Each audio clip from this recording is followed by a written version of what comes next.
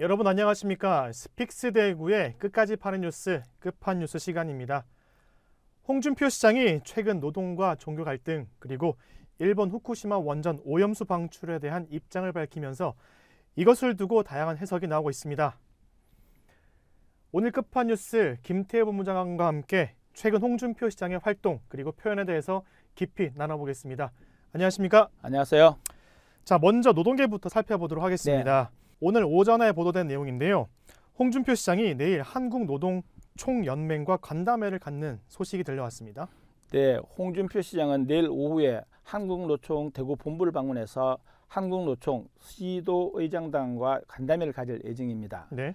간담회에는 홍 시장과 김동명 한국노총 위원장을 비롯해서 16명의 시도의장단과 국회의원 등 모두 25명이 참석하는 걸로 지금 전해지고 있는데요. 홍 시장은 과거 국회 환경노동위원회에서 한 5년 이상 활동을 했었습니다. 이 기간 동안 김동명 위원장과 개인적인 친분도 맺은 것으로 그렇게 지금 전해지고 있습니다.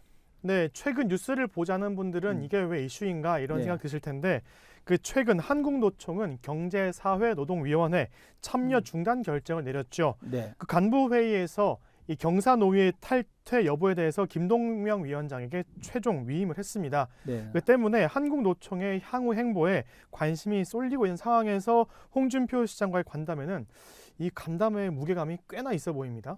네, 이 간담회 이전에 조금 전에 말씀하셨던 지금 현재 이제 노동계와 정부의 국내 상황을 잠깐 짚어보면 그 광양제철소 하청 노조 근로자들 얼마 전에 농성 과정에서 이제 경찰 과잉 진압 TV 장면도 보도되고 했었는데요. 그랬었습니다. 네, 이 과잉 진압을 이제 이유를 들어서 한국노총은 대통령 직속 기구인 경제사회노동위원회 참여를 안 하겠다. 중단을 선언했고요. 이와 관련해서 지금 국민의힘 당 대표인 김기현 대표는 한국노총의 이제 경사노위 불참 선언에 대해서 강력히 비판을 했습니다. 여기에다 같은 당 박소영 의원은 아예 한국노총을 이제 반국가 세력이라고 이렇게 맹비난하는 글도 SNS에 올렸는데 이런 상황에서 이제 홍 시장이 왜 이 시기에 한국노총 위원장을 만날까 이렇게 좀 이례적으로 좀 받아들이는 분위기입니다. 지금 여러분들이 한국노총이 경사노위에서 왜 탈퇴하는 게 또 중요한 이슈냐 이렇게 또 궁금해하시는 분이 계실 텐데 민주노총과 한국노총이 우리나라 양대 큰 노총이지 않습니까? 그 상황에서 지금까지는 민주노총은 경사노위에 참여하지 않고 한국노총만이 참여를 해서 예를 들어서 최저시급을 정한다든지 이런 과정들을 거쳤는데 지금 그마저도 경사노위에서 한국노총이 탈퇴할지에 대한 여부를 결정하기 전이기 때문에 그렇습니다. 홍준표 시장이 보수 정치계의 핵심 인물이긴 합니다. 그러나 현재 여당 대표나 지도부도 아니고요. 그런데 활동을 그 이상으로 최근에 좀 보여지는 것 같습니다. 홍준표 시장이 노동계와 만나는 것만 봤을 때 지난해로 좀 돌아보면은 대구 지역 대형마트 의무 휴무일을 평일로 바꾸면서 민주노총 소속의 대형마트 근로자들을 완전 적대시하지 않았습니까? 그런데 지금 한국노총과는 만난다. 이거 완전 반대되는 그런 의견 같습니다. 홍 시장이 민노총 소속 대형마트 근로자들을 대하는 거 보면 한국노총하고는 지금 극명하게 대조를 보이고 있는데요. 지난해 말에 이제 대구시가 이제 대형마트 의무 휴업일 평일 전환을 한다는 이제 추진 협약식을 가졌는데 그 현장에 민노총 소속 대형마트 노조원들이 증거를 했거든요. 그러니까 그 당시에는 민노총 근로자들 보고 이거 일벌 100개 해야 된다고 엄청나게 분노를 했어요. 그다음 대구시는 또 이 근로자들 고발했었고요. 그렇게 두고 본다면 지금 한국노총, 민노총 자치단체장으로서 대하는 잣대는 확연히 다른 거죠.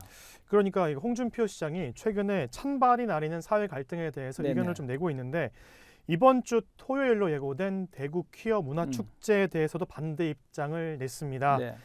지난날 30일 기자회견 때 기자간담회 때 대구시가 신천지 상대로 1천억 원대의 손배소를 언급했죠. 이때 신천지 교인도 대구 시민이다 이런 언급을 했는데요. 아니 그렇다면 대구에 거주하는 성소수자들도 대구 시민입니다.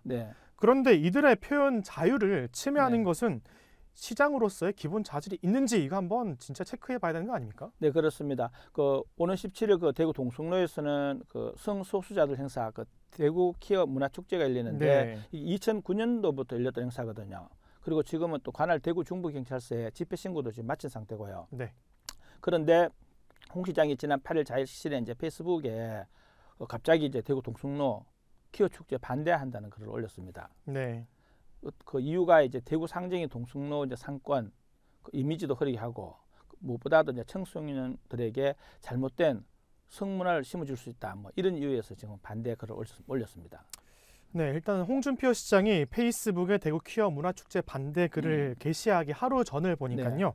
그 대구 기독교 총연합회가 대구지법에 대구 퀴어 네. 문화축제 집회 금지 가처분 신청을 냈더라고요. 네. 물론 대구시장이라서 많은 정보들을 뭐 네. 바로바로 듣긴 하겠지만 홍준표 시장이 대구 기독교 총연합회에 집회 금지 가처분 신청 소식을 접하고 이에 대한 지지 의견을 낸 것처럼 보입니다. 그렇습니다. 그 말씀하신 대로 홍 시장은 그 자신의 페이스북에 대구 동성로 퀴어 축제를 반대하는 네. 그 대구 기독교 총연합회에 그 집회 금지 가처분 신청을 지지한다는 그 명시를 해서 글을 올렸거든요. 내용도 이제 소수의 권리도 중요하지만 다수 권익도 무엇보다 더 중요하다는 얘기고요. 네. 이와 관련해서 이제 자유통일당이 지난 9일날 대구시청 앞에서 집회를 갖고 이제 기자회견을 했었는데 이러한 어떤 홍 시장의 발언에 대해서 그 홍 시장이 이제 이미 집회 허가가 난 그 동성애 네. 그 퀴어 축제에 대해 뒤늦게 이제 반대 입장을 표명한 거는 겉으로는 이제 보수 우파인 척하면서 실제로는 좌파 국민들에게 이제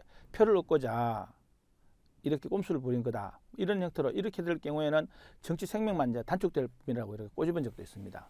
이것만 봤을 때는 홍준표 시장이 그 종교와 인권에 대한 기준, 생각하는 네. 기준이 일정치 않고 때에 따라서 네. 뭐 실익을 따져가지고 계속 바뀌는 것 같습니다. 한국 기독교에서 이단으로 분류한 신천지의 경우 지난해 11월 그 대구시의 승인으로 대구 스타디움에서 10만 수료식을 열었지 않습니까? 그래서 사회적으로 큰 이슈가 된 바 있습니다. 또 홍준표 시장은 권영진 전임 대구시장 그 재직 당시에 코로나19와 관련으로 그 신천지를 상대로 1천억 원대 손배소 이렇게 언급하면서 소송 자체가 무리였다 이런 또 발언을 했고요. 이슬람 사원 문제도 그냥 넘어갈 수가 없습니다. 네. 그 최근에 또 SNS에 이런 글을 올렸습니다. 서울의 특정 기독교 사입이 일부 세력이 대구에 내려와서 이슬람 사원 건립 반대를 선동하고 있다. 이런 글도 남겼거든요. 이런 네. 것만 봤을 때 사회적 갈등 요소 발언을 즉 페이스북에 발언은 아닙니다. 그 개인적인 의견 자체를 페이스북에 계속 내고 있습니다. 네.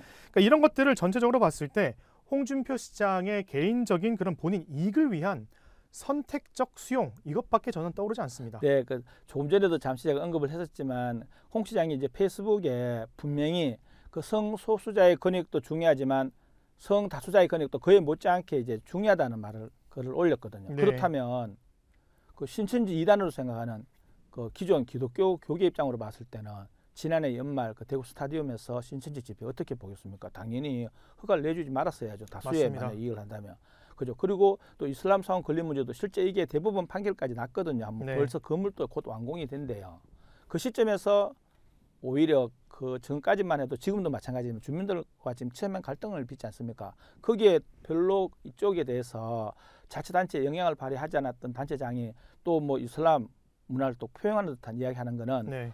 본인의 어떤 보수 성향의 정치적 이미지는 좀 상향시킬 수 있을지는 모르겠지만 네. 그 주민들을 갈등을 봉합하는 그런 발언은 아니라고 그렇게 사람들이 이야기하고 있습니다. 이제 그러니까 뭐 이슬람 사원 건립 문제에 대한 의견을 냈을 때는 저는 좀 이해냈습니다. 왜냐하면 대법원까지 판결이 난 문제이기 때문에 홍준표 시장이 이런 발언을 해도 사회적인 큰 갈등 그렇죠. 요소는 놓지 네. 않겠다라는 생각을 했지만 이 대구 퀴어 문화축제에 대한 반대 의견을 냈고 또 오늘자 신문에서는 또 주요 일간지에 그런 광고 나잖아요.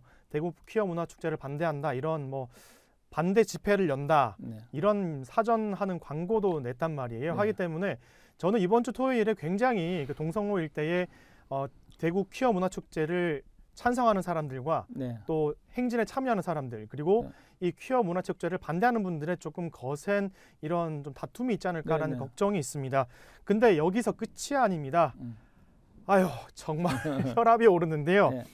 어제죠. 지난 일요일 그 홍준표 시장의 페이스북에 일본 후쿠시마 원전 오염수에 대한 입장도 냈습니다. 네네.